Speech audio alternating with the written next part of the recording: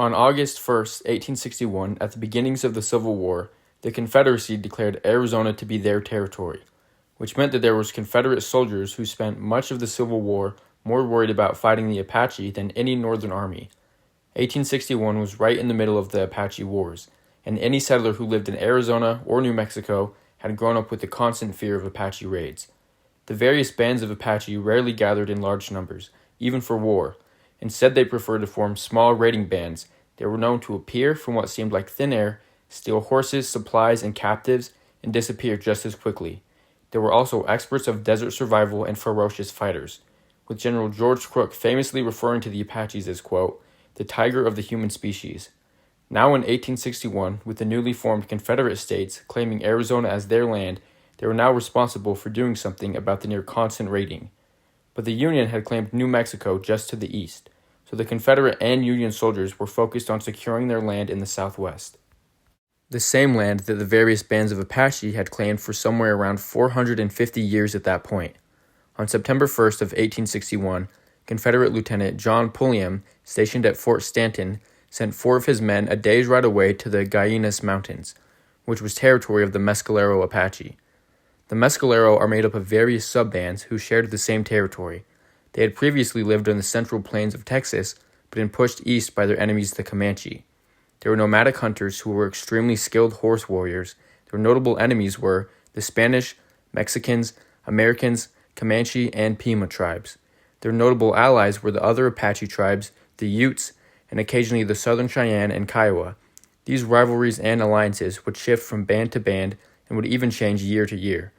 The 4 men who were sent to the Mescalero territory were supposed to watch for Union troop movement, and their names were T.G. Pemberton, Joseph Moss, Joseph Emmernacher, and Floyd A. Sanders. Lieutenant John Pulliam knew that there would likely be Apaches in the area he was sending his men, and warned them not to camp anywhere near the spring in the mountain, as the Mescalero would frequently stop there. The men, however, were not worried and felt confident they wouldn't be attacked, and camped just 100 yards from the spring in a wooded area. The men made it through the night, but while making breakfast the next morning, they saw at least 3 Apache moving around in the trees next to their camp. They immediately got up and began to saddle their horses. Just then, arrows started flying all around them. They had been surrounded by 30 Apache warriors. They had likely been watching them for hours. The Confederates ran for cover in the trees and tried to fire back, but all 4 of their muskets failed. The Apache had likely snuck into their camp during the night and sabotaged their guns. The 4 men drew their revolvers and began fighting. After 2 hours of shooting, Floyd A. Sanders was the only Confederate still alive. Knowing he had no chance of winning, he made a break for the horses and escaped by riding down the very steep side of the mountain. The Mescalero then chased him in a running fight for 10 miles before he got close enough to the fort for them to let him go. According to Sanders, they had not killed any of the Apache. Within a few days, a group of men from the fort would go back to the Guyanas Mountains and recover the bodies of Moss and Emmernacher, but the body of Pemberton was never found. On September 8th, the men returned to the fort, and that same night they received a dispatch from Placito, a settlement built by the Spanish and inhabited by Mexican settlers.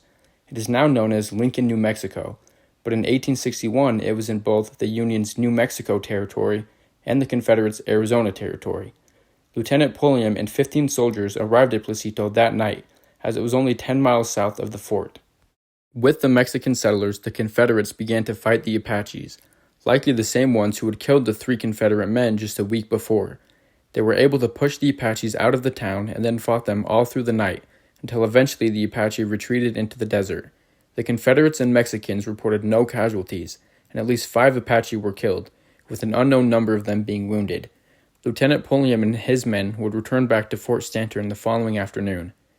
These were just 2 examples of the countless skirmishes that made up the Apache Wars, one of the longest wars the United States has ever fought, with a major fighting happening between 1849 and 1886, and minor raids and skirmishes taking place until the last recorded Apache raid on U.S. soil took place in 1924 in Arizona.